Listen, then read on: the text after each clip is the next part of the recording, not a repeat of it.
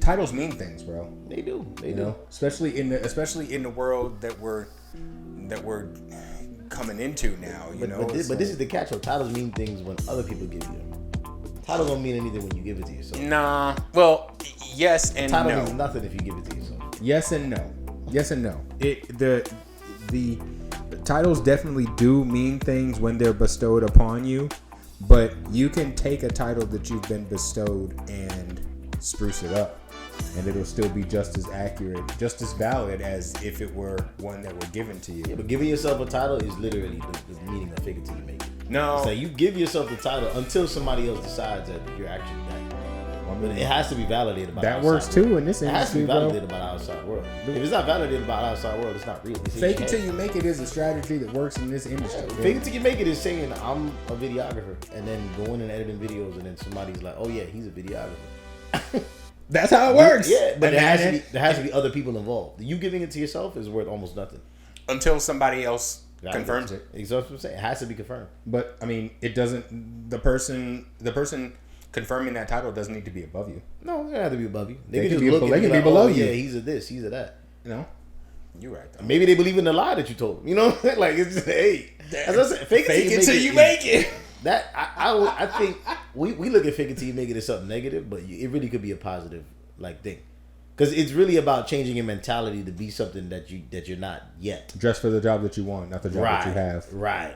It's changing your mentality to fit into the next stage. Mm-hmm. You know what I'm saying? And then, but fake it till you make it makes it sound like you're copping out, like you're not really willing to put in the work.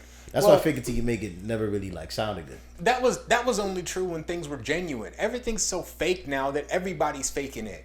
I mean, cause you could fake it until you make it is literally not putting in the work, saying you've done it, and you've never done it. You know what I'm saying? It's like I'm a professional race car driver, and you don't know how to drive. But you got the helmet, you bought and that's why fake it till you make it. For a lot of people, it's just research and equipment. If you got the research, if you've done the research and you have the equipment, you could easily fake it. Well, but there's a lot of hours that you got to put in after the research and the equipment. There's a lot of fake it till you make it because of YouTube. Yeah, you can fake it, but you're not an expert in it until you actually know what it is that it takes. Right, exactly. Yeah. But a lot of people have never done it, and they say, "Well, I'm an expert in this." They just read up on it. No, you're not. They read up on it. You're a poser. That's what you are. Yeah, they read up on it, maybe bought a couple things related to it, but they did it. There's a lot of posers out here, too. There's a lot of posers out here, too, for sure. Yeah. But that's not our topic today. Heathen Radio. We got a lot of topics. Yeah. Okay. Heathen Radio, we back. My name is Andrew. I'm 34 years old. I'm a member of the Mount Pisgah Seventh-day Adventist Church in Miami Gardens, Florida. I'm here, of course, with my co-host, Matt. Your guy. It's your boy, Matt. Yeah, 34 years old. Member of Maranatha SDA, I believe. I don't know. I think I change this every episode because I have no idea what my membership is, but we're going to stick with that one. It's my home church, born and raised. So, yep. And we're back. It's the topic today. There really isn't a topic today. This is the season finale. Season 1. It's about to be in the books, bro. There's a lot of topics then. All right. Yeah, we have covered a lot in this first season, and it's funny because when we were planning out this season and we was actually writing it out and trying to figure out what episodes we're going to go where, and it's weird because it kind of seemed like it was like a dream, kind of, It was like, oh, what if we talked about this for an hour, or whatever, and now we're 12, 13 episodes in now, and it's for real, really happening, and that's a surreal feeling to finally get to a point where you've done everything that's on the to-do list. That's it, man. I mean, just check it off. That's one step at a time, man. Yeah. We've been doing this one step, sometimes 2-3 steps at a time. Yeah, right. If you got it in you, take that, skip that step. You know what I'm saying? Yeah. If it's in you. And it's you definitely, there was a point there in the middle where it was, I don't know about you, but for me it was like, I don't really want to even record some episodes today because there was some of them days we was here all day. Some of them topics. Now I'm a big believer. Just knock it out, man. Let's get it out of there. Let's knock it out. If it requires extra energy, I got it. Let's just get it out the way. I told you, if it was up to me, I'd record every episode in one sitting. The whole season. I'd have came here at 7 a.m. and left at 8 p.m. Nah, bro. That's That's not my strategy. Is like, okay, let's put in the work when it's time, but when it's time to be done, let's be done. But sometimes you need time to reflect. Think about what you're gonna talk about next. Sometimes talking about it impulsively is not the best thing. That's why we got a lot of like crazy podcasts out here where people making impulsive statements, and it's like, it's certain. Yeah, like sometimes you need to do a little growing. Sometimes you need to go outside a little bit, figure some things out. Like we all see the podcast where they get on there and say all guys are this or all girls are that. And like it's just a lack of life experience. All of them? It's a lack of life experience, and it's just like sometimes you need to go out and see some things. And so doing it all in one sitting, of course, is not the best idea. But well, and our audience has actually been pretty responsive, given the fact that neither one of us really had any real platforms before this. I've been taking a look at the analytics, and I've been hearing some of the feedback from the people that I care about who have shown the podcast and listened to it. Even people that are closer to strangers than family. Even they have been kind of. I guess I hate to say this because it sounds kind of it sounds a little corny coming from me, but like people have been pretty impressed with like the topics that we tackle, because it's easy to do the low hanging fruit, it's easy to do that stuff, but we plan to make this a little bit more of a deeper dive on some of the things that we talk about, and we have similar yet different experiences on some things, and I think it's been I don't know about you, but it's been healthy for me to actually conceptualize and be able to accurately express some of the ideas that have just been floating around in my head for a while. That's been fun. But what did we talk about? That's really the question. So let's see. So we pretty much let's see. We diving into pretty much almost everything we've talked about. Yeah, this is the season finale. So we're talking. Yeah. We're going over all the episodes. I'm gonna just hit you with the question right now. I'm gonna name the episodes that we've got, and then I'm gonna ask you the question of what did we learn from all of this. Mm-hmm. So for episode 1, Heathens. I'll give you the cliff notes for it. Yeah. Let's see here. That first episode was why did we name this podcast Heathen Radio and what are heathens? Yeah. Okay. That was essentially it. Yeah. Episode 2 was God. We talked about the nature of God. We talked about the name of God. Mm-hmm. We talked about, it was mostly about the nature, but we got into a little bit of... A little Elohim, yeah. Yep, right. All that kind of stuff. We talked about... episode 3 was Christian Mingle. I was apprehensive about that episode. I don't know about you. But we need a part 2. I'm just saying. We need a part 2 for that. That was definitely going to be coming back around in season 2. That's for sure. Let's see here. Episode 4 was No Drums. That one actually has historically been one of our more popular episodes. Honestly, music is a big topic for me, so I like that one too. Yeah. Let's see here. Episode 5 was Member Misuse. I mean, that's one that kind of struck close to me when it came. Yeah, I mean, look, we've seen it happen in a lot of churches. So. Yep. Let's see here. Episode 6 was Dinner Loaf. We talked about vegetarian foods. Ranking veggie. Put our 2 hours in here. Got our tier list out here. My gosh, yo. That one was wild. There was Worthington Farms need to sponsor us after. There was man. I'm gonna be honest with you. There was some saints that came to talk to me that was talking about that tier list. Like, yo, you need to take them Linkettes down a little bit. But I don't know what you had with the Linkettes though, but. Yeah, you had a memorable experience with them Lincolns at most people. And I'll be honest with you, we're gonna have to revisit that tier list again because it's close, but it's some of the things we were saying in there was a little wild. So we'll be revisiting that one for sure. Episode 7, Outreach. It looks like that was actually one of our longest episodes, man. Outreach. Yeah, I think we went on a little tangent on that one, and we definitely got into a zone. We were just kind of, Well, it's a big part. It's a big part of. It is. It's a big part of the Adventist culture. Yeah, I mean, outreach is how a lot of our parents got in it. It's how we stayed in it. So. It's one of the most important things. Yeah. It would make sense that we would talk about it a lot. Zoomers. Mm-hmm. That was episode 8. I feel a particular way about that. I've got a lot of a lot of family members that are in that generation. I love this topic. I never get tired of talking about this topic because you learn about it every day. Like Zoomers is something that you could literally just sit down with a kid and be like, I realized that changed. You know what I'm saying? Like, I don't think as adults we do it enough. We don't sit down with kids enough and really talk about what changed. Yeah, because they're in a totally different world now. Yeah, so I love that. I actually want to do a part 2 for the Zoomers because, I mean, you learn, as I said, you learn new things that they're doing every day and you're like, wow, I wasn't allowed to do that as a kid. Well, or it changes they're doing so that fast. now? Yeah, the culture is changing so fast that every day it's something different. It's I like, love it. No, that was yesterday's thing. I love it. I'm a futurist. And I love to see I love to see what's next. I love to see what gave me the same feelings I had as a kid in these newer kids, you know, and it's just a completely different package, you know. That was actually a pretty fun episode. I did enjoy talking about that too. Let's see here, episode 9, preaching and prophesying. Yeah, that one got heated. I think it got a little deep. That episode got heated. Some names was dropped in that one. I remember it got a little touchy. Yeah, but I mean, you know, it makes sense because it's another one of those facets of Adventism that's very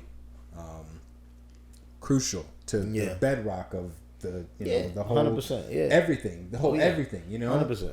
So it would make. I mean, I was tired after that episode. I'm gonna be real honest with you, but I've gone after going back and listening to it again. I've altered some of my thoughts.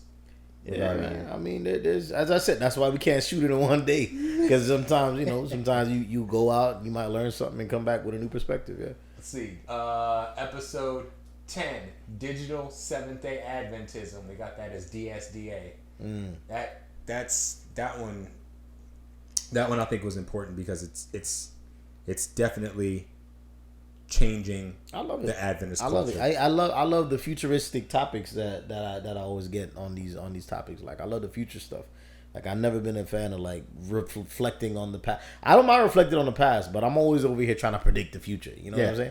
I think that's a lot more important than, I mean, it don't get not more important because they're equal in my opinion. Because if you don't look at the past will tell you what's gonna happen in the future. That's true. You know, so you got to look at them, both of them equally. But I think we're always trying to tell what's gonna happen next, based on looking in the past instead of looking at the present and seeing how that pattern can affect the future. So I think Digital SDA was one of them other episodes too, where it was like, all right, we trying to tell the future on this one, like, and because it definitely is an episode that was forward looking for sure. You know, because it's happening, it's happening now, but it's also happening in front of our eyes. You know, it's like, because what it is today is not going to be what it is in a month, 3 months, and what we grew up in is not what it is now. You know what I'm saying? So it's just like a lot has changed, and I think like we could look at the trends and almost predict what's going to happen next if you really sit down and talk to people too. That's the thing. You got to see what people think now. And that's going to project what's going to come next. So I'm interested to revisit that one. Yeah, Digital SDA is a cool episode because, as I said, we all go to YouTube Church right now. So, it just shows you. It just shows you. And then we got Vices. That one came out, episode 11. Yeah. That was, you know what's funny is that seemed, when I tell, how do I say this, non-believers about the podcast, that's usually the first one they go to. It's funny because you could have said heathens, but no, you said non-believers. It's funny that you said that. Because it's different. Yeah, it's different. It is different. We talked about that. Yeah. Okay, so I think that when it comes to, because that's a very important distinction to make. When I said non-believers kind of tongue in cheek because that's like what people that used to believe. That's what they used to say. You know, it's like those were the two classes: believers and non-believers. Right. You know, and so, but you know, heathens are an emerging, I guess I'll call them class now, especially with people our age, where it's we're believers, but we don't believe the same things that our parents and grandparents did. It's completely different. Yeah, completely different landscape. Yeah. And then we got Rest, the final episode of the regular season, which it's man, that episode, it was necessary, just like the topic rest is necessary. Yeah, of course. You know, I think it's kind of pertinent that we would end the season, the regular season, on an episode entitled Rest, because I mean, you know, it's the last episode of the season. We end the week with the last day of the week. The Sabbath is rest. Yeah, and on the 7th day, you know, he rested. So I think it's appropriate to end the season with the rest episode. Yeah. So what did you learn? All right. Well, let's start from the top. Oh, you gonna start from the top? All of them, huh? All right. Yeah. Well, let's start from the top. Okay. What'd you learn? Let's see. I'm gonna read the term. I'm gonna read the list one more time just so we know. Heathens, God, Christian mingle, no drums, member misuse, dinner loaf, outreach, Zoomers, preaching and prophesying, DSDA, vices, and rest. Those are the 12 episodes. All right, so going back to even like episode 1, right? And this is going to be a couple different categories of what did I learn. Because sometimes when you say these things out loud in these kind of podcasts, you learn things about yourself that you never really had a chance to say out loud. Absolutely. You know? Absolutely. And I think I'm going to be honest, like Andrew he kind of pulled my leg into this, but at first I was like, nah, but the podcast thing, really, I think everybody should at some point at least attempt one. They attempt one. I would say this is why. It's because it would force you to say things out loud to the public that you had never had to say before. Yep. You know, and it's a different approach to, I think, what we consider like public speaking. Mm-hmm. I think like what we're doing now would have been considered public speaking 20 years ago. You know, like we would have never been able to record this. And I mean, they had book on tape and thing, but it was so much harder back then. Yeah, it was hard to get traction back then. There was nowhere to post it. You needed publishers, et cetera, et cetera. Now you just need a couple mics and a good internet connection. Room. And a nice little piece of Wi-Fi, and you're good. You got it. So I think everybody should kind of explore this like thought of expressing themselves in a room with a mic. Because be honest with you, it's almost like a form of journaling. Like, you know, like the voice notes that people used to do. It feels a lot the same. Yeah, it's literally like writing in a notebook. You know, like it's like that diary thing, that release of just letting people know how you feel or your opinions or whatever. Things you've been through, life experiences. It's something I think we should all practice. I think it's a good release. Because Heathens was episode number 1. I learned about myself that my definition for heathen is definitely changed in the last like 15 years. You know, like or 10 years maybe. You know, like we used to use that word to joke around with each other at church. Like if we saw each other, you bad. Yeah, like as I said, my church was pretty strict growing up, so it was like if you were in the church parking lot with a bucket of KFC, oh, you was a heathen. Oh, you was a heathen. Oh, he was a dirty down low heathen. Oh yeah, the wide path, the wide path. But even as kids, we use the word as a joke, and it's like now having to actually like professionally like seriously define the word. You realize like, oh wow, like we never really like I never really took the word serious, and then like having to sit here with you and actually try to come up with a definition of the word and determine who we consider heathens and et cetera is like it made the word a lot more powerful to me. You know, it gave it a lot more depth than how I used it as a kid. You know, so it was definitely interesting. What'd you learn in episode 1? Well, I've said this before, but like there's a lot of us out there. It's not just because when I'm real similar to you, where it's like it used to be kind of like pejorative almost, where it's like stay away from them heathens now. Yeah, it was a joke. Yeah, it was a joke. but that's it's not that anymore because the lines have been blurred now. Exactly. You know, it's like there's you got people who drink liquor and then go to church. It's true. I mean, and I guess we've always had that, but it's never been as unapologetic as it is now. True. You know? True. And I don't know if that's because people are... I'd like to think that it's because people are reading more and they're actually reading the words of the Bible and realizing that, like, this is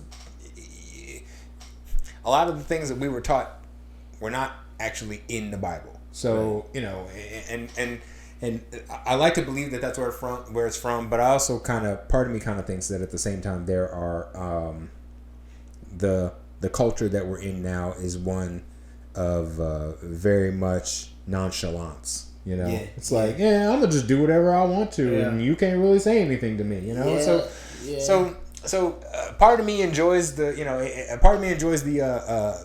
reaction when I say my podcast. Oh yeah, I have a podcast. Oh yeah, what's it called? Heathen Radio. Yeah, like, wait, excuse me, pardon? Excuse me? I'm sorry, what was that? Excuse me? That's always fun. That's always fun. It's funny telling people the name of it because heathen it's such a negative undertone. Yeah. It's almost like calling it demon radio. They're just like, what made you go with that? What made you go with that one? You gotta listen to it to find out why we call it that. All right, so episode 2, God. Episode 2, God. What did I feel about? I mean, well, God is one of the most controversial topics on the planet. It is. When you get a new job on orientation day 1, they tell you, they look you dead in the eye and say, hey, look, don't talk about God and don't talk about religion. Those are the 2 topics you should stay away with if you want to get a little cold. Hey, don't talk about every orientation at every job. Off limits. Do not talk about religion. Do not talk about politics. You know? Yep. So God is one of the most polarizing topics on the planet, and I mean, I think we tackled it as far as we were taught what God is, and you know, I like, as I said, like God was always a thing for me where it was like I was hid from all these other gods that other people worship. You know, and so there was always a deep level of curiosity with me as far as what other religions were, and it was always kind of hid from you. You know, because you know, as a kid, your parents believe one religion, they teach you to know that one religion. But I always feel like if people would have taught me the other religions, I would have doubled down on my religion. Believe it or not, I would have doubled down on my belief, and that's because I'm living my belief. That's it, and I think that's the difference when somebody, you tell somebody other options and they're living a certain option, they'll find ways to validate the one that they're already living in. You know, and that's something that I think that I've heard before, where it's like, you know, rather than keep these other religions hidden from me, teach them to me, teach them what they believe, and it will further strengthen my own belief in my own religion. Always. And I don't, and I agree with that, and I also think that that when it comes to teaching our religion, we do it in an envelope of we have the truth and they are lies. Right. Which is detrimental in a way that I think is showing itself now. Yeah, and I think I learned that. I don't like that. You know, I learned that. I'm with you. I don't like that either. Yeah, I learned that just because you believe one religion, you shouldn't be bashing the other religions. You know, like that's the cause of the biggest wars we've ever had on Exactly. Is people not liking other people's religion. Literally, there's wars being fought right now in the Middle East over religious debates. Like there's wars being fought right now over God. Yeah. So like God is the number one reason people fight on this planet. Yeah, ideas that that began before the people fighting were alive and will be around after the people who are fighting are dead. Yeah. It's like it's baffling. It's baffling, but at the same time I also understand that like it also seems to me where it's kind of like this snowball effect, you know, where it's like, well, we're right. No, we're right. Yeah. No, we're right. And then in 150 years, you have this gigantic avalanche of beliefs that changes the entire world. Exactly. You know? So, and we're definitely going to get back into that again because we touched a little bit on some ideas, but I still think that the overall, the way that we teach God is wrong, and mostly because we minimize God, and I think that it's going to be interesting when we get into season 2, and we have some other projects and stuff that we're working on and things like that. It's going to be interesting to hear other perspectives when it comes to that topic. Yeah, I'm always, some people going to want to talk about that. I love hearing other perspectives in general, even if I don't believe it. I love hearing other people's opinions. I will literally just ask you questions out of curiosity. Yeah. Episode number 3, Christian Mingle. It's funny because on the way here, and this is the craziest part, I was listening to a YouTube interview. I don't know, like maybe I decided I'm becoming an old man because in the car when I have more than a 30-minute drive, I'll put on like an interview that I've seen clips of that I want to hear the whole thing. Mm-hmm. Like I think it depends. Sometimes it's like hip hop artists that I really like or like musicians, but every once in a while it's like psychologists or maybe like a full episode of Joe Rogan or something with a guest that I actually like, know. So like I listen for the guests, but there was a lady I was listening to on the way here, Stephen Bartlett. I think he's a guy. I think he's from Europe, a European dude, and he's been having these really interesting guests on like his talk show, like podcast / thing. Mm-hmm. And I was listening to a YouTube interview about dating in the modern day world and how dating is an option. It's only been around for a couple 100 years, and like. and it's most people don't know what they want, and then it's talking about attachment styles, which I don't even think we fully got into on the Christian Mingle episode. No, that's why we need to run that back. We left a lot on the table in that episode. Yeah, we did that, and we just ran out of time. But the Christian Mingle, it was talking about attachment styles, and how different people attach to other people, and how important religion is in like relationships, and just like it was just a list of so many things that we don't like we're attached to the wrong thing sometimes. It was really cool. I didn't even get it finish it, but she was getting into some really interesting topics about how we're attracted to what we don't need and like what we just kind of want, and then how marriage back in the day was like ownership and stuff. Like you own some land, and then you they paired up people based on parents liking each other, just like dumb stuff, but now it's like it's our choice, and now that it's our choice, we're picky as hell about it. You know what I'm saying? So it's like Christian Mingle it's an interesting topic, man. That was a good episode. I'm gonna be honest with you, especially when you know that you want to date a Christian. Yeah, it narrows down the playing field a lot. I mean, what the fine is, go to church, but it's like it narrows down the playing field. It's not just where they are; it's who they are. It's who they are, and a lot of the time, it's finding out who's on the same belief system as you are on. Because a lot of the time, our belief grows from when we're kids. So by the time we're in our late 20s, early 30s, we're developing kind of almost our own subsect of belief systems. And if they don't follow those subsects of belief systems, you might be in some hot water. Yeah, well, you might be like strung out looking for somebody. And she had a book called "How Not to Die Lonely" on the podcast.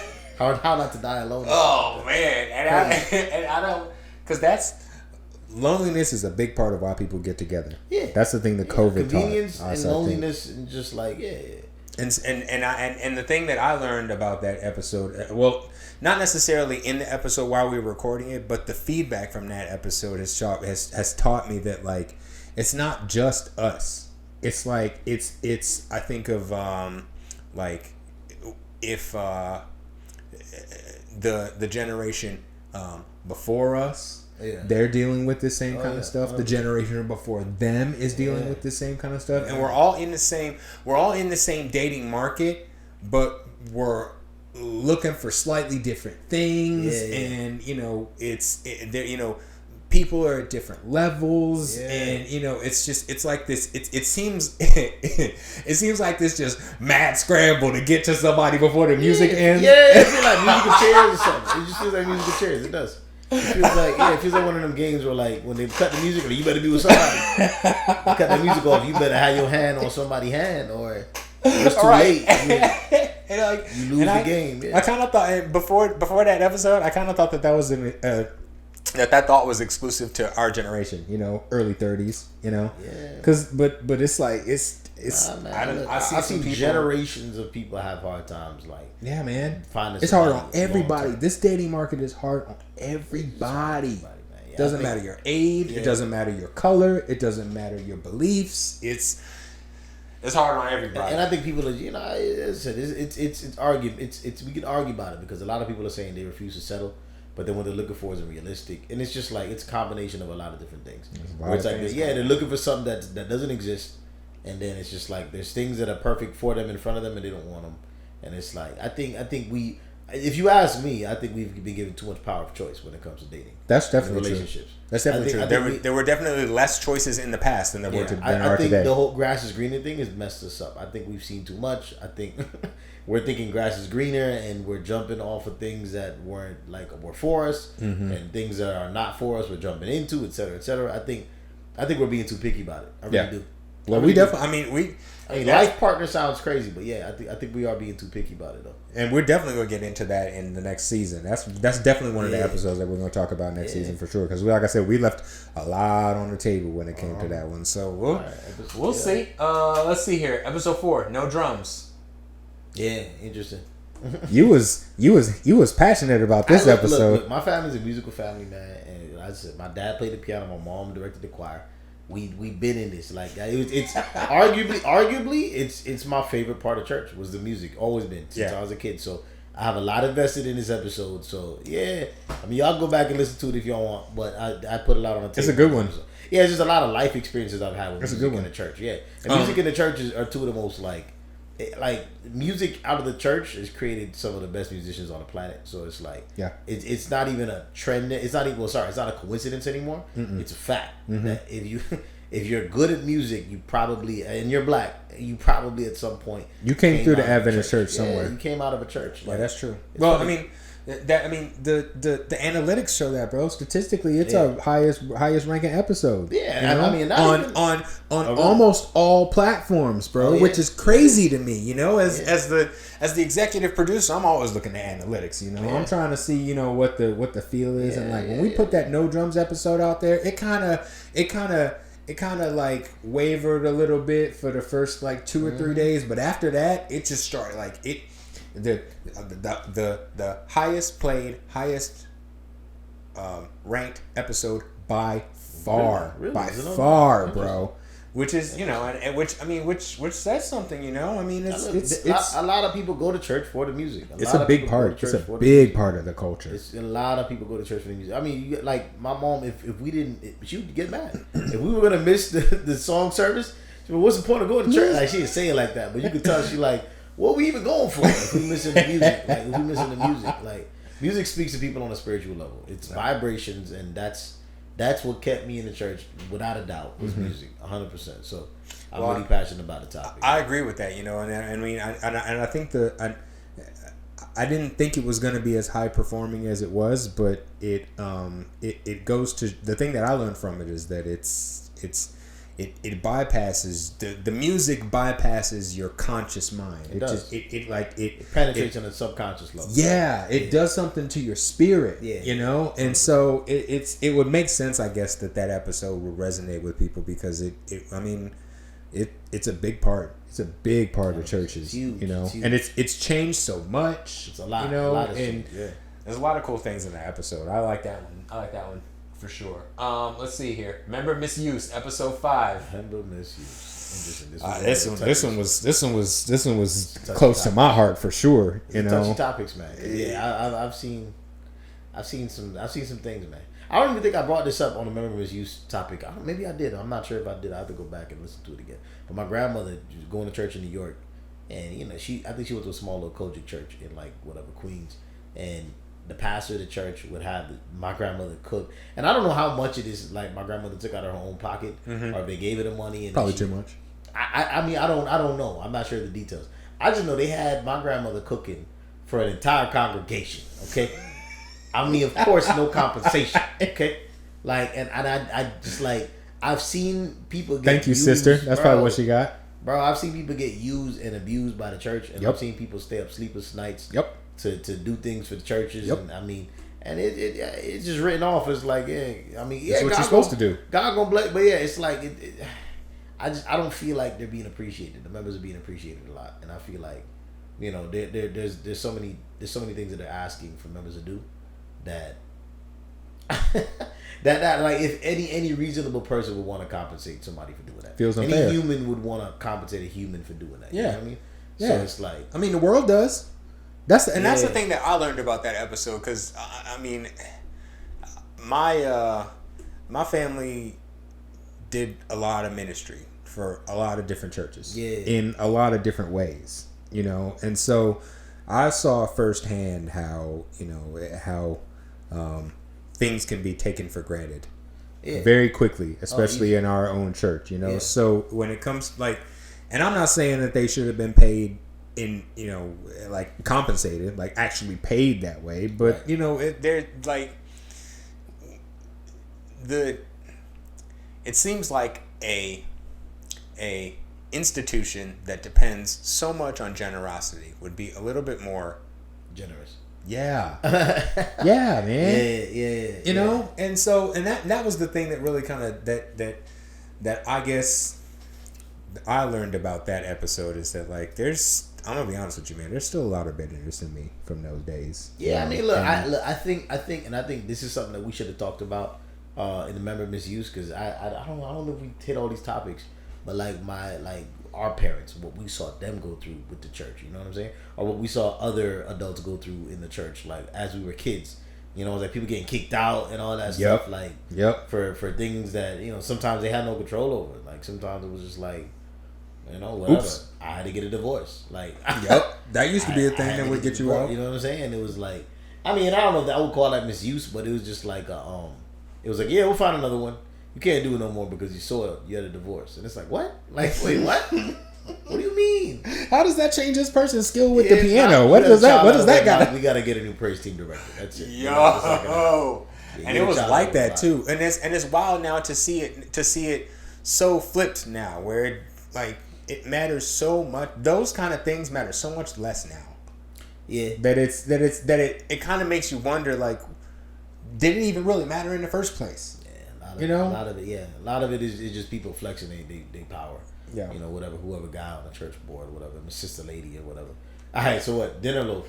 This episode, man. See, I thought we named this dinner roast. The vegetarian. Time. We named this thing dinner loaf. Well, no, dinner loaf is the official name that it has on Worthington. Dinner loaf. That's what they call it. Dinner roast is what I call it too. Well, so why we put dinner loaf then? Well, because that's the official name for it. I mean, I could change it tomorrow, bro. It ain't no big deal, but it ain't gonna update on everything. I'm gonna be honest with you. I haven't listened to that episode specifically because the tier list is wrong, and when I'm thinking about it, I'm like, see, I'm glad that you admitted it though, because I was looking. It's not. Well, listen, it ain't real off. It ain't off by far. I'll let you get a couple slide on it because I ain't gonna lie. I'm missing a couple veggie meats in my catalog, so I had to trust you on some of them Linkettes and all them things. Like I haven't had them things in years, and if I did, it was probably seasoned out of my recognition. That's funny. I had no choice but to just like trust you on that list. But I mean, yeah, like we definitely gonna be revisiting that for sure. I loved it. Another one of our popular episodes, actually. I mean, which makes sense. I mean, like music and food, like of course. Music and food, man. I love it. Those are my two topics. I'm talking about music and food all day. I can do it all day. Like those are my two topics. I'm a cultured man. You know what I mean? Yeah, but dinner roast is funny. It's a good episode. It's a good. It was a fun. It was a fun. Like divestment from the normal topics that we touched on. That was one of our episodes. We were like, we should talk about food. And it's like, all right, come on over. And like we just knocked that episode out in an hour. I remember your mom came in and we started asking her, and she was looking at you like, Andrew, what? Linkettes? That joke was so funny, man. I wish we would have left the mic running when his mom came in, because that was gold. That was comedy gold. Linkettes. Her taste is so far different from mine. She was like, what? Yeah. Like what? Yeah. Nah, I look, as I said, I gotta go back in the vault and try some of these Worthington Farm veggie meats. I haven't had a lot of them, so. Well, what's funny is that it's hard to get a lot of them. Yeah, most of them you gotta really go out your way to get. Yeah, you gotta be in a place that's. If you're not in Huntsville, Alabama, or Berrien Springs, Michigan, or you're not gonna find a lot of these. Not gonna find a lot of them. Yeah. That's true. Which is, I mean, like, and I don't know what that means. Like, I don't know what it means that the most available vegetarian meats aren't even the best ones. Nah, that's true. That's true. Like what? Like, could you imagine if they had chicken in every Publix in America, bro? Yeah, could you imagine? Yeah. Like, that's my dream. That's my dream. That's utopia right there. Man, look, we just had Sabbath lunch at my house like 2 weeks ago because my brother just had his baby blessing. And we cooked. Congratulations to Mike, by the way. Congrats to Mike again. Yeah, baby Gabe. Mm-hmm. But we had lunch at the house. Sabbath lunch after church, and we had a good assortment of veggie meat there. It was a decent assortment of veggie meat. But it was chicken too. It was chicken. I think there was a couple things, but I hadn't had a Sabbath lunch like that in a minute. Wave's mom came. Technically, my brother's wife. His mom came into town. She cooked a couple of vegetarian dishes too. Yep. Made a salad. Mm-hmm. Like, man, like, look, I mean, we was eating good, and the leftovers was even better. Let me tell you something. You let the marinade sink into that, boy. We was rolling. Woo! I love a good assortment of leftovers, but yeah, that was a fun episode. I'm gonna be honest with you. Outreach. Episode 7. Yeah, okay. That was a. Let's see here, our longest episode to date. Yeah, I think we definitely went on a tangent on the outreach one. I don't even remember what the tangent was. I just know we went on a little tangent on it. Well, it's a broad topic. It's pervasive, man. Yeah, it touches everything. It touches everything in the culture. It's a broad topic. It's funny because last night I was talking to somebody, and look, I always got relevant stories to this stuff, right? Last night I was talking to an older church member, a Jamaican lady. I was actually talking to her about planting mango trees because she gave me a seed, and I have not gotten this thing to sprout. So we were talking about that, and then we got on this side topic about church. And this is last night, by the way, so we're talking Monday night. And she's like, yeah, there's a service going on right now at my church. And I'm like, what? I turn on her church, and I'm like, I said, it's a crusade? And she's like, they don't call them that anymore. I said, what you mean? I'm like, what are you talking They about? don't call them crusades She's like, no they don't more. call them crusades anymore. I said, what do they call them? What is She's it? like, revivals. I'm like, if y'all don't get out of here with this PC culture. man, look, crusades was one of the things that would get a lot of people coming to church. I mean, like, it wasn't no like. That's so funny. It was one of them things where they would count the amount of baptisms. They don't call them that no more. They don't call. I said, what? And she was like, it's funny because she was talking to me like, you out of touch. You ain't. I can tell you ain't. Don't been say there. that word no more. But it's true because I haven't heard people say the word crusade in like 5 years now. Yeah. I think maybe before COVID, I probably heard somebody say that. It definitely has fallen out of style. They call them sure. revivals, but when you have a full service church on a Monday night, that's a crusade. That is a you crusade. crusading. That is a crusade. But I think You out here with the sword of the spirit, looking to and slay I some think unbelievers. I think that's why they changed the name. I think it was a little too aggressive because I think if you look up crusade, if you Google the word crusade, I think something crazy pops up. Probably Google the word crusade. Very few positive connotations to that one. That's a good experiment. Because she looked at me like, she on the phone. I was on the phone and I didn't see her face, but she was like talking to me like, "Yo, you still call it that? Like nobody says that anymore." And so, what does it say? Definition 1. A series of medieval military expeditions made by Europeans to the Holy Land in the 11th and 12th and 13th centuries. Yeah, what's number 2 there? What does it say? A vigorous campaign for political, social, or religious change. I mean, well, definition 2 sounds a little bit more like how we use it, but it's the second definition. I think it was just an aggressive term. A lot of people died in them 11th century crusades, bro. Nobody says that anymore. Nobody says that anymore. So that's apparently, that PC culture. Apparently, you go to revivals now. It's a revival, right? So they had a revival last night. They're having it tonight again too, and they're probably gonna do it all week because like crusades. How many baptisms do you think they're gonna get off of that? I don't know. I mean, I've heard the guy speculate. speak What you before. think? Double digits? Nah, we were on the phone and she's like, "Go watch it." And I said, "All right." And I went and I actually plugged it on my YouTube while I was on the phone with her. I'm like, "Oh, I know this dude." I actually met him at a church in like North Miami or something a couple years ago. Yeah, I mean, you never more than like 2 or 3. I think he was away doing from a crusade at their church. This is when they still called it crusades though. This is like maybe 2018, 17, and they still call it crusades back then. Double digit? You think they're gonna get double digit baptisms from that? You think they're gonna get 10 new members? Salute. Thank you. Maybe, I don't know. I mean, I don't know what the usual numbers are. I don't know what that average is. I don't know. But back in the day, they used to tell you bring a friend and you get a free. Yeah, that's the only way for you. That's the only way for them to get more members. You gotta bring somebody that you know. Yeah. Although I'll be honest with you, there was we got a lot of members that way from people bringing people that they knew. It was mostly through the Christian Fellowship League when it came to basketball. That did a little bit more. But I mean, in order to play in the game on Saturday night, you had to be at AY, and in the Midwest, y'all love some ball. Let me tell you, dog. They be balling up in the Midwest for sure, when I was in Indy, bro, like same thing. It was like people off the streets, like wife beaters, tank tops, fitted caps, sagging jeans, all that, like came off the streets. Gotta go to AY first, though. Ball. Okay, no problem. Long as that gets me on the hardwood, I'll be there. Yep. There was a bunch of stragglers in the church. It was great. It was a good sight. It was a bunch of people that had never been to church, sitting in to listen to the sermon just so they could go play ball tomorrow. Yep. And it was like not tomorrow, tonight. Was it the same? Yeah, you had to go to the worship service before the game in order to play in the game. And I remember never seeing them again. I remember never seeing them again. Okay, well, hey, in the Midwest, y'all take y'all ball serious. They got to play though. Y'all take y'all basketball serious. That's true. It's potent. It's potent. No. Basketball culture is the strongest in the Midwest more than anywhere else in this country by far. If we talk about Indiana, Michigan, Wisconsin, Chicago, like Milwaukee, Chicago, like those are basketball cities. Yeah, okay? they ball out there. Those are basketball in the snow, states. bro. In the snow, bro. They take the snow. They clear the snow off the basketball court first before they. I mean, look at LeBron, Akron, Ohio. Look at Milwaukee team right now. Like, yo, the Midwest is the epicenter of basketball in this country. I'm telling you right now. Good point. Without a doubt. Like y'all play ball more than any other. It's a different level. It's a different level. And now y'all just tall out there. Everybody 6+. Everybody 6 foot plus. Corn fed, bro. Everybody 6 foot plus. I don't know y'all trying to see over the corn fed country boys. That's what it is. That's funny. Yeah. Let's see here. Episode 8, Zoomers.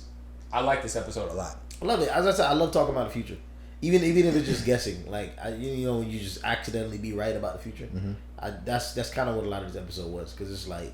And for this episode, it's mandatory to go talk to a kid. Yeah. You know what I'm saying? Like, you can't know what's going to come up next. till you go talk to a kid. Yeah. Yeah. And a lot of people don't take the time. Yeah. And I think it's interesting because what I learned from that episode is that especially listening back to it again is, you know, I've kind of solidified this this idea, this prophecy where it's like eventually the generation that is in control of the administration of the church right now disappears for one reason or another. Uh-huh. And then the generation that replaces them is more open to allowing people of our age to lead, which then makes it easier for the Zoomers to come in and do what they want to do, which in turn could be the very thing that, you know, spurs the reformation that I've been talking about, that I think is going to be coming. I mean, you know, it's like it and I'm not saying it's going to happen that way, but I can see a future in where that's the way that it goes down. I wouldn't doubt it. I wouldn't be mad if it happened that way either. You know? I mean, I feel like our generation right now, we're supposed to be the ones taking the reign of all of these positions. Yep. I mean, if you think about it, the president can't even be president until he's 35 years old.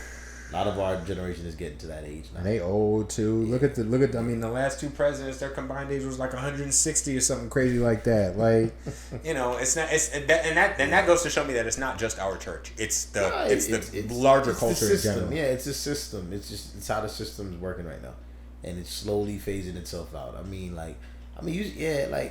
A lot of things that are deemed, I guess, quote unquote, traditional are dying way faster than we. Oh yeah, they're circling the drain right now. Yeah, they're definitely circling the drain right now. I think so much knowledge has been pushed out in the last 10 years that it's like it's forcing this really aggressive sort of change that we're not even seeing with our generation, because we've seen how it was, but there's a group of kids coming up now that don't even know what it was. Yeah. And I think they're gonna do it their way, and they're not gonna know any other way. They're not even. We know the other. They're not even gonna look behind them. They're not gonna look behind. They're only gonna look forward. And I'm ready for that. I'm so excited for that, man. Yeah. I think people are scared of that. I'm excited for the future, because I think we're animals and we adapt. So if we think it's gonna be bad, we'll adapt. It's fine. We'll adapt. Yeah. And well, I think in general we're more adaptable than the generations before us. Easily. You know. Yeah. And I think adapting is the number one, as a survival tactic. Mm-hmm. Adapting is what got human beings this far in the first place. So I think the next level of adaptation is just going to be a better way to stay alive. It's just going to be survival. You know what I'm saying? So I'm excited to see it. And I really do think that generation is like the capstone of that ideal. Oh yeah, the ultimate adapters. Oh yeah, 100%. Yeah, you know. Yeah, and I'm excited for it too. I really am. Yeah. Let's see here. Episode 9, Preaching and Prophesying. Preaching and Prophesying. What'd you learn about this one? That they don't call it crusades no more. This crusade thing has been messing me up since last night, bro. I'm like, it's true, because I haven't heard anybody say that word in a long time. Because they really what they was doing in the crusade, they were prophesying. That's true. They were prophesying. That's true. Like there was even some moments there where it was like, oh wow, wow. Well, I mean, I don't know if you remember, but they used to have the Daniel Revelation seminars talking about the we're at the, what did they say, the toenails of the statue right now. You know, you remember that? Yeah, the different sections of the statue. And I remember every Monday was like the legs. Yeah, and Tuesday we had the toenails right now. I remember the type of sermons that we would have that we would consider prophecy. You know. Oh yeah. And it scares me now to think that possible. I know nobody's advertising themselves as a prophet. But sometimes the message. I'm not gonna lie. The messages that I've heard as a kid about Revelation definitely spooked me. I definitely felt like they was designed to scare you. Yeah, definitely felt like, oh no, I'm not ready. I need to get ready. You know what I'm saying? That was the point. I want to be ready. Yeah, right. Yeah, right. Yeah, right. I want to be ready. Hey, that's my joint. I used to sing that one. Well, you know what's funny is that when you gotta look at the geopolitical and the social and all the upheaval that's been happening. Yeah. In the world, and it's like this. I think it's a little bit more palatable to us because we've been in it. Yeah. But I was just talking to my mother about this yesterday. It's like, if you told somebody back in the Crusades that you would be able to listen to any song that you wanted at the touch of a button from a device that you held in your hand that could also call somebody on the other side of the planet, that could also tell your location and give you they would think we were living in the end. We were in the end. That's what they would think, But because we're living it right now, it doesn't seem that way. And a part of me wants to say that saying it's always the end is a fair tactic. You know what I'm saying? And just like how you said earlier, it's just like there's a part of it that wants me to believe that people are trying to scare me, and that like the end is close, but it's like and nobody knows. It's always close. It's always close. It's always close, and I think that's the scary part about prophecy is like it's preaching that the end is always here. It's always there. Like now. It's like it could be tomorrow. Yeah, and it uses the worst examples of what's going on today to prove that it's now. See what I'm saying? Like I was shocked that I didn't hear more COVID prophecies. To be honest with you, because I thought that was the perfect opportunity for y'all to put some fear into some people, huh? And say this is the devil. This is it. COVID is the end of time. This is what's gonna kill us. This is gonna be the end. This is gonna be our mark of the beast and all. They tried. I didn't hear a lot of them prophecies like when it came to them kind of things. They tried. It didn't work that way though. But and let's see here. The thing that I learned about this episode, the preaching part of it, is like it's changed so much, And I don't know. Maybe this is how the generations before us felt when the people who were preaching to them were people that they went to school with. Yeah. But now I'm looking at it and I'm like, okay, that's cool, but like we stayed in Peterson Hall. Yeah. I remember some of them the things you said during some of them floor wars that we was having when we was playing Unreal Tournament in Peterson Hall. You remember that? Oh, yeah, Slowed down the whole internet for Oakwood. Oh yeah. Yo, I remember some of the things that was said back then, and like you might not be the same person now, but I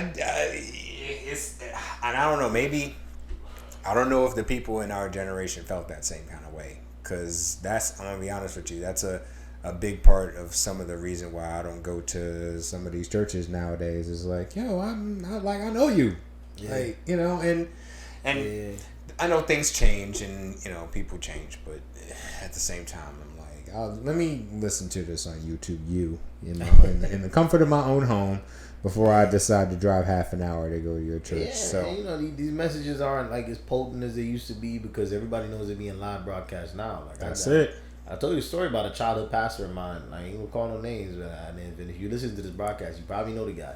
But he's a really good family friend pastor. And he went on stage when we just started live streaming all the YouTube during COVID and all that. This guy went on the pulpit and said that long story short, you can take advantage of your wife and it's not considered a crime. You know what I mean? It's kind of what he went on stage and said in a short context and. They gave that man his retirement package. Here you go, bye. And he was a traditional pastor, and he was preaching that message for a long time, but nobody ever heard it. It was never recorded. This guy's full sermon was recorded on YouTube for everybody to see, and he had to step down after that, man. He had to step down. People know who I'm talking about. They're like, people. I'm not going to say his name, but people know who I'm talking about. And so that accountability is not a bad thing. But that accountability is new as well. Remember, somebody said if a pastor said this in a church. People just have to take their word for it. Yeah. Now there's proof. There's solid proof. Yeah. You can't really just wild out and say what you want to say.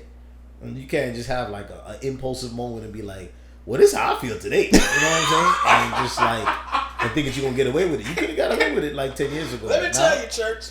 I can go back to every second of every sermon of every church in the world. Like this level of information and this level of data has never been this accessible in our lives. Mm-hmm. To go back to recount every single moment of every single church service all over the world. Oh yeah, it's crazy. It's actually it's almost too much when you really think about it. Yeah, well, to be able to back up. It's too much to do things the way that they used to be done. And there's a lot of content. You used to have to pull up live for the content. Now you don't got to be there. You don't got to be there live to catch the spirit anymore. Nope. It's not mandatory to be there at a certain time in a certain place. You could be anytime, any place and watch it. That's a good point. You can watch it at 3 a.m. You know what I'm saying? Doesn't matter what day, what hour. Right, doesn't matter. And I think that pivots perfectly into the next episode. Digital SDA. We already. This is one of my favorites. That episode is one of my favorite episodes, though, man, because it's so timely. Like it's literally right now. Yeah, and it's scary because I was talking about this the other day too. Your own like it's becoming a point where your church is almost only as good as your media team. Yep. Because more people are gonna attend your church through your online presence than in person a lot of the time. Yeah, you have a greater reach online than you do in any congregation. Your church is only as good as your media team. If your audio sucks in the church, nobody and it airs online, even if it sounds good in person, everybody's mics is off. And doesn't matter. Doesn't matter. And then you had every off note. Doesn't matter. People are gonna tune in on. Hundreds of people are gonna tune in online, and they're gonna hear that off note, and they're gonna be like, "Oh, it sound bad in person." Yep. You get it in person, it sounds amazing. So it's like you're only as good as your media team is a scary thing to think of when it comes to church, though. Only if you're not on the media team. Only if you have a bad media team. That's right. That's right. Only if you have a bad media team.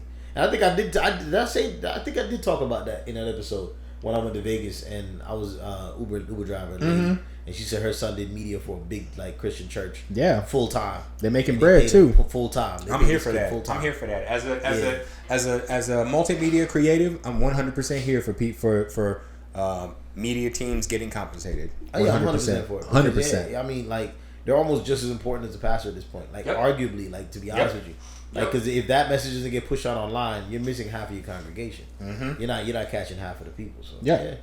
It's I'm here, and honestly, I kind of like the idea of churches being forced to step into the multimedia landscape. Not step, dive. They are being forced to dive into the multimedia landscape. They had no choice but to get their stuff together. They were stepping before, now they diving, and they got to go all they had to go on Amazon and fill that card up that day. You know what I'm saying? Like they had to go on Amazon and buy like $10,000 worth of gear. That's it. They had no choice again because it's like we have to stream this now. Yep. We got to get 2-3 camera angles. We got to get lighting for the pastor. Yep. We got to get good audio so we can hear the praise team. Like, they had to get it. We had to get the live streaming material and the YouTube account up. Yeah, because the fidelity can't be trash. Because if the fidelity is trash, nobody gonna listen. Nobody gonna watch. None of that stuff. All it's gonna show is that you are ill-equipped to be in this environment. You are not equipped for this landscape. Yeah, that's you know, and like. One thing about our church is they not going to show that they not ready for something. It's always going to at least they gotta seem like they know what's going on, you know. So until you make it, that's it. Like, church be doing that a lot actually. So episode 11, Vices. Vices. This one was fun. We're probably gonna have to revisit this one again too because we kind of like. It's at the time of recording, it's still kind of fresh, but I think that this is going to be one of the ones that's. This is probably the main topic of what you want to call like heathen radio. That's a good point. This could be considered the main topic, you know, as far as what makes you a heathen, your vices. Right. So this is like vices is like definitely one of them things where it applies to it gives a definition to the word heathen. Mm-hmm. It gives a definition to the word. Yeah, it definitely does provide further context. Yeah. And let's see, what did I learn about this episode? There's a lot, you know, and it takes it's up to you as the individual to control your own individual vices. That's the thing that you know, because we talked a little bit about like, is it better to have someone else influence you to control your own vices, or is it better for you to do it from your own self will? Mm-hmm. And you know, I've been thinking about that a lot, you know, because it's a, you know, the Adventist guilt stopped a lot of people from doing a lot of things. Yeah, it stopped me from a lot of things. You know, and so and I don't necessarily know if that's a better strategy for controlling them, but it's definitely kind of the standard issue playbook for our church. 100%. Yeah, cause like, man, I remember saying something in this episode about vices, and I think when I learned on this episode was my definition of the word vices. Because I think I said at some point in that episode that vices are like something like guilty pleasures. Mm-hmm. It's like it's almost something that you know you're not supposed to be doing, but you get pleasure from it. Mm-hmm. So it's like considered a vice. And I didn't realize that you have to actually get pleasure from it for it to be considered a vice. Mm-hmm. Like you can't do it and not like it. That ain't a vice. That's a chore. It's a chore. Yeah. If you do it, you don't like it. It's a chore. Yeah, that's what I'm saying. When you know you're not supposed to be doing it or whatever, like etc., and then you do it anyways, it's automatically in the category of vice. And I remember bringing up the term Vice City and Sin City and what's the difference between a vice and a sin. It's just like that episode got really touchy. It got really we went kind of deep into that one because the line is so blurry. It's a moral compass, and the moral compass is move. Yeah. You know what I'm saying? Yeah. Shift. You go from west to north to east depending on where you face it. You know what I'm saying? Yeah. So I think it's all based on people's moral compass, and everybody's is different. Yeah, I think, and I think that's a very good point of why that episode was so kind of like hard to nail down, because it's very individual. Yeah, it's very, the vices that affect you might not be something that I struggle with, but very experience based. Yeah, exactly. You might have a hard time putting the bottom down, and meanwhile I have no problem. You know what I'm saying? Like, that was, and I think there was a worthwhile episode to have. Some of the behind the scenes, I was trying to change that episode actually. And honestly, now that I'm thinking about it, it might have been because I was a little bit uncomfortable expressing some of my own personal vices, and maybe that was, and it's not, I mean, they're struggles. That's the point. There's supposed to be something that you overcome. Otherwise, if it's not hard for you to overcome, then it's not a vice. It's a chore. Not a vice. So that was definitely a good episode, though, for sure. And then the final episode of the season, Rest. Whew. This is what I feel so strongly about this, especially the older that I get, the more I'm like, yo, you really gotta take time, almost daily. Yeah. You gotta take time to just be like, yo, let me just take a quick 15 to just slow down and to just to process what's going on. You got your head down, you might miss your exit. Things are going so fast nowadays, man. It's like you're on that highway and you got your head down, you're driving, you might miss your exit. When it's not until you rest and let your head lay back and let you notice that, oh wow, this is my exit. Yeah, right. I would have never known that if I didn't have the time and the rest and the moment of mental clarity to figure out, oh, this is where I'm supposed to be going. Yeah. And those moments can last a lot longer than we intend them to. That's I think the thing that we didn't necessarily talk about in that episode, but it's something that I've learned is that, like, when it comes to those moments of rest, that sometimes it's you, and I'm gonna say it like this: sometimes the Most High gives you those moments because you need them, and they may last longer than you think that you need them. Oh yeah, 100%.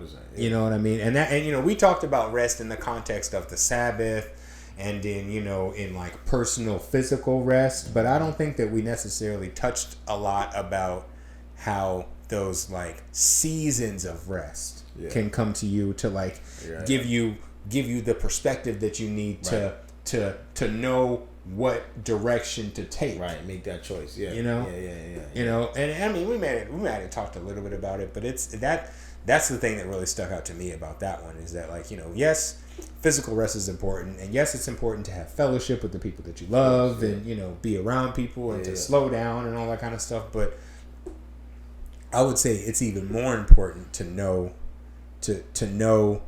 that you don't always have to be moving forward.